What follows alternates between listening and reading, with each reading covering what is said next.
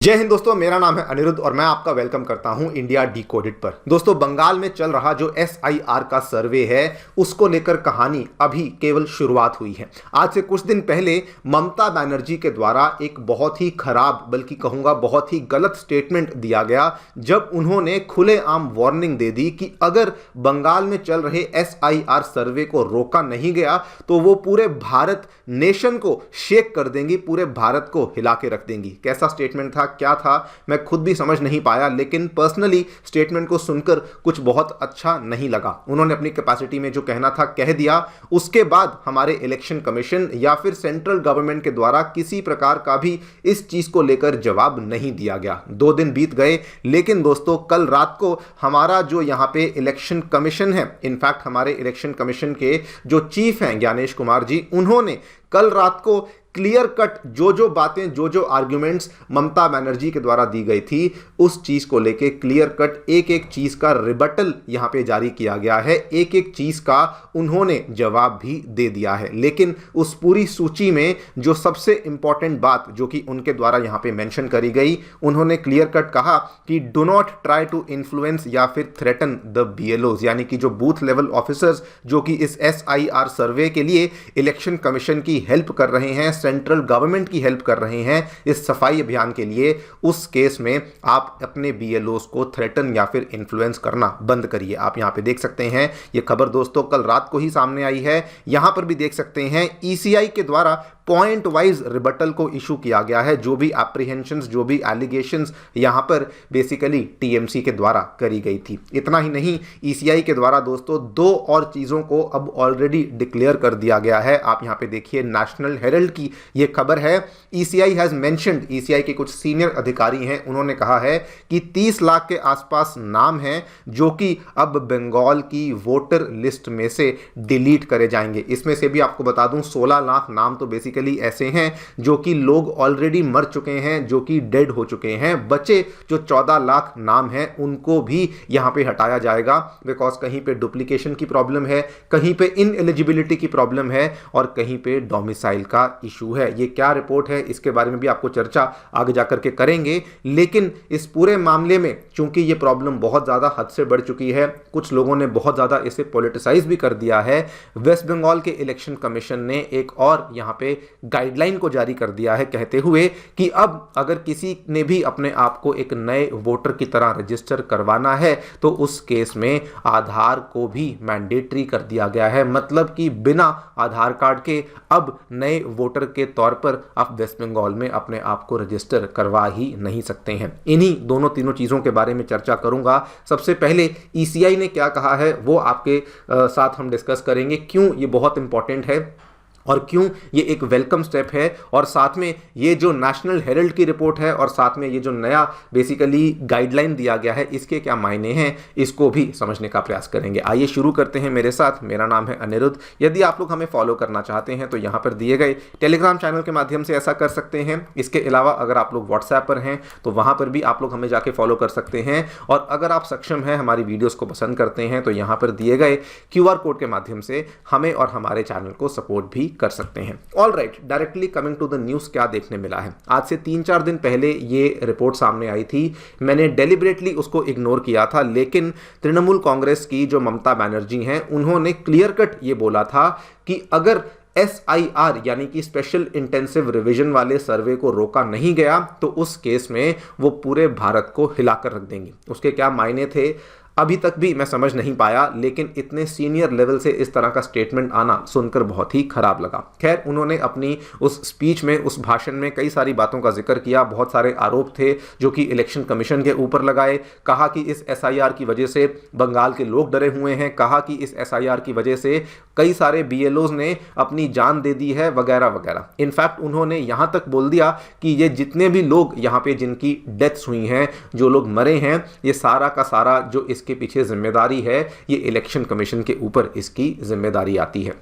Clear cut था कि वो लोग दोस्तों यहाँ पे डरे हुए थे, बिकॉज बेसिकली हो ये रहा था कि जैसे जैसे एसआईआर की एक्सरसाइज आगे बढ़ रही थी, बहुत सारे इनएलिजिबल और बल्कि जो बहुत सारे फेक वाले वोटर्स थे वो बेसिकली आइडेंटिफाई हो रहे थे, जिसकी वजह से शायद यहाँ पर एक डर का माहौल एग्जिस्टिंग रूलिंग पार्टी के अंदर बना हुआ था। ऑब्वियसली वेस्ट बंगाल के चुनाव हमेशा ही इस तरह का माहौल लेकर आते हैं, लेकिन इस बार क्योंकि ये बहुत बड़े लेवल पर हो रहा था, क्योंकि इसमें डायरेक्टली इलेक्शन कमीशन खुद इन्वॉल्व है, इसलिए वेस्ट बंगाल की जो करंट गवर्नमेंट है वो इस चीज को लेकर बहुत ज्यादा डरी हुई थी। लेकिन उस दिन जो ये स्टेटमेंट इन्होंने दिया इलेक्शन कमीशन ने, उस दिन तो कुछ नहीं कहा, लेकिन दोस्तों कल रात को हमारे इलेक्शन कमीशन के द्वारा एक यहां पर पॉइंट बाय पॉइंट रिबटल को जारी किया गया है ऑफ ईच बेसलेस एलिगेशन। और वो रिबटल क्या है हम उसमें डिटेल में गहराई में नहीं जाएंगे, लेकिन 2-3 बातें बहुत इंपॉर्टेंट उनके द्वारा कही गई। पहली बात उन्होंने कहा, उन्होंने इनफैक्ट रिक्वेस्ट करी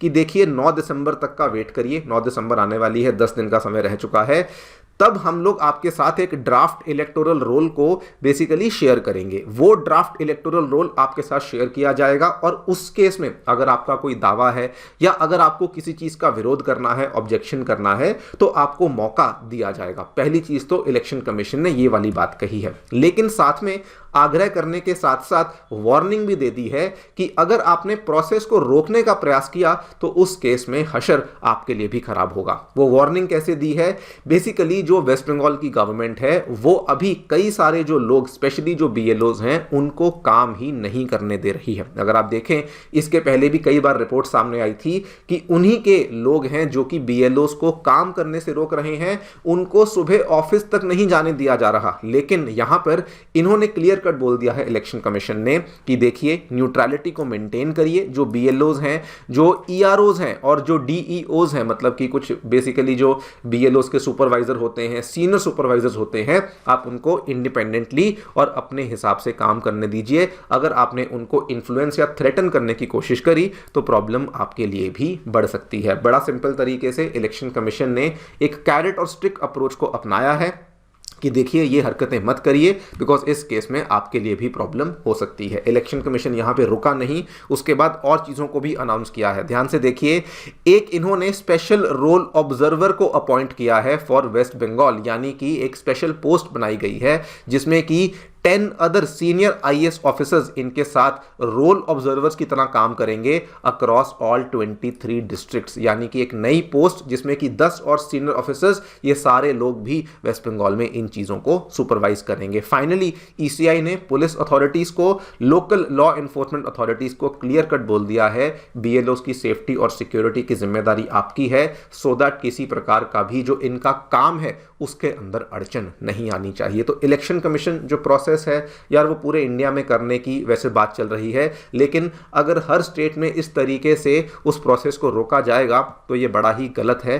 खैर इलेक्शन कमीशन अपने लेवल पे काम कर रही है। इसके अलावा उन्होंने कवरेज को इंप्रूव करने के लिए ये भी गाइडलाइंस इशू कर दिए हैं कि जो ऐसे इलाके हैं जहां पे स्लम्स हैं, झुग्गी झोपड़ियां होती हैं, जहां पर गेटेड कॉलोनीज हैं, जहां पर हाई राइजेस बने हुए हैं, जहां पर पहले से वोटिंग स्टेशंस या पोलिंग स्टेशंस अवेलेबल नहीं थे, उन एरियाज में भी पोलिंग स्टेशंस को लाया जाए, सो दैट जो ये लोग हैं जो कि किसी भी कारण से पोल्स नहीं कर पाते हैं, वोटिंग नहीं कर पाते हैं, तो वो भी वहां पे वोटिंग को कर सकें। खैर ये सारी की सारी चीजें तो एक तरफ जहां पर उन्होंने ममता बनर्जी के आरोपों का जवाब दिया था, लेकिन इसके अलावा 2 और चीजें हैं जो कि उनके द्वारा दोस्तों क्लियर कट बोल दी गई हैं। पहला रूल उन्होंने कहा कि अगर अब से कोई नया वोटर है जो कि वेस्ट बंगाल में आकर के अपने आप को एज अ वोटर रजिस्टर करवाना चाहता है, वो प्रोसेस सबसे पहले तो केवल ऑनलाइन होगा। नंबर 2, आधार कार्ड का होना जरूरी है, आधार कार्ड को उससे लिंक किया जाएगा, तभी जाकर के आपके लिए वोटर कार्ड को इशू किया जाएगा। क्लियर कट गाइडलाइन दी है, ध्यान से देखिए, offline registrations are no longer accepted. नया जो प्रोसेस होगा online only, Aadhaar linked process, इसके माध्यम से ही आप अपने आप को as a voter West Bengal में रजिस्टर करवा सकते हैं। एक और इनफैक्ट इसमें बात कही गई है, ये पढ़ेंगे तो आपको ऑलमोस्ट ऐसा लगेगा कि एसआईआर नहीं बल्कि एनआरसी ही चल रहा है। खैर वो भी एक्चुअली तो हमारे फेवर में ही है कि अगर सिटीजनशिप भी हमें मालूम पड़ती है। खैर जो यहाँ पे कंडीशन लगा दी गई है, कहा है कि जो नए एप्लीकेंट्स होंगे उनको अपना या तो पेरेंटल या फिर ग्रैंड पेरेंटल लिंकेज की डिटेल्स देनी होंगी with respect to the 2002 electoral roll via annexure 4, और तभी जाकर के हम आपके लिए जो नया वोटर आईडी कार्ड है उसको यहाँ पर इशू करेंगे। Again correct me if I am wrong, पूरी की पूरी दोस्तों एनआरसी वाला माहौल यहाँ पर बनता जा रहा है, which again I believe is almost like a welcome move only. इसके साथ ही दोस्तों इन्होंने इलेक्शन कमीशन के ऑफिशियल्स ने जितना सर्वे हुआ है उसके तहत ये बता दिया है कि 30 लाख के आसपास नाम हैं जिनको डिलीट किया जाएगा, जिसमें 16 लाख नाम तो ऑलमोस्ट ऐसे हैं जो कि ऐसे लोगों के थे जो कि डेड हो चुके थे, जो बचे थे या तो वो अनट्रेसेबल थे या वो डुप्लीकेटेड थे या रीलोकेटेड थे या फिर वो इनएलिजिबल नाम थे जिनको कि बेसिकली वोटर लिस्ट की नाम में से हटाया जाएगा। 30 लाख कोई छोटा मोटा नंबर नहीं है, बहुत बड़ा नंबर है। एंड उन्होंने साथ में ये भी बोल दिया है ये नंबर और भी ज़्यादा बढ़ सकता है बिकॉज अभी प्रोसेस कंप्लीट नहीं हुआ, एसआईआर का प्रोसेस चल रहा है। आप खुद भी जानते हैं 4-5 दिसंबर तक चलने वाला है और शायद आने वाले कुछ दिनों में इसको लेके कुछ और भी चेंजेस हम देखने वाले हैं। यहाँ दोस्तों 2-3 चीज़ें हैं जो कि मैं आपके साथ शेयर करना चाहता हूँ। नंबर 1 चीज़ जहां पर शायद मैं मानता हूं कि इलेक्शन कमीशन एक छोटी सी चूक कर रहा है, जो नया वोटर रजिस्ट्रेशन है ये केवल ऑनलाइन नहीं होना चाहिए बिकॉज कई सारे लोग ऐसे हैं जिनके पास अभी भी स्पेशली वेस्ट बंगाल में ऑनलाइन का एक्सेस ना हो, शायद उनको अवेयरनेस ना हो, तो ये चीज़ वहां पे कुछ ना कुछ ऑल्टरनेटिव देना अनिवार्य है और दिया जाना भी चाहिए। लेकिन नंबर 2 जो ये पूरे के पूरे मुद्दे को पॉलिटिसाइज किया जा रहा है ये बहुत गलत है बिकॉज अगर आप देखें जो एसआईआर इलेक्शन कमीशन कर रहा है वो एक तरफ है पूरी कहानी, लेकिन आपके सामने कई सारे फैक्ट्स भी आ चुके हैं। कौन है वो लोग जो कि डेस्परेटली बांग्लादेश के अंदर जाने की कोशिश कर रहे हैं, कौन है वो लोग जो कि इंडिया से क्रॉस करने की कोशिश कर रहे हैं बांग्लादेश में। ये क्लियर कट है कि एसआईआर की वजह से ये रिवर्स माइग्रेशन हो रही है जो कि ऑब्वियसली हमारे लिए बहुत ही अच्छी चीज़ है। एंड ये चीज़ बताती भी है कि डेफिनेटली इलीगल और अवैध तरीके से रहने वाले बहुत सारे माइग्रेंट्स हैं जो कि अभी भी वेस्ट बंगाल में रह रहे थे। तो उस हिसाब से देखा जाए तो एसआईआर का जो प्रोसेस है ये डेफिनेटली एक वेलकम प्रोसेस है। बाकी आप लोग जो भी सोचते हैं मुझे ज़रूर बताएं कमेंट सेक्शन में। एंड इफ़ यू थिंक कि मैंने इस पूरे प्रोसेस को लेके कोई ना कोई इंपॉर्टेंट पॉइंट को मिस आउट कर दिया है वो भी आप मुझे कमेंट में बता सकते हैं। I will pick that up and मैं उसको लेकर भी सेपरेट वीडियो आपके सामने पेश करूंगा। Once again thank you so much for listening, stay tuned and stay safe.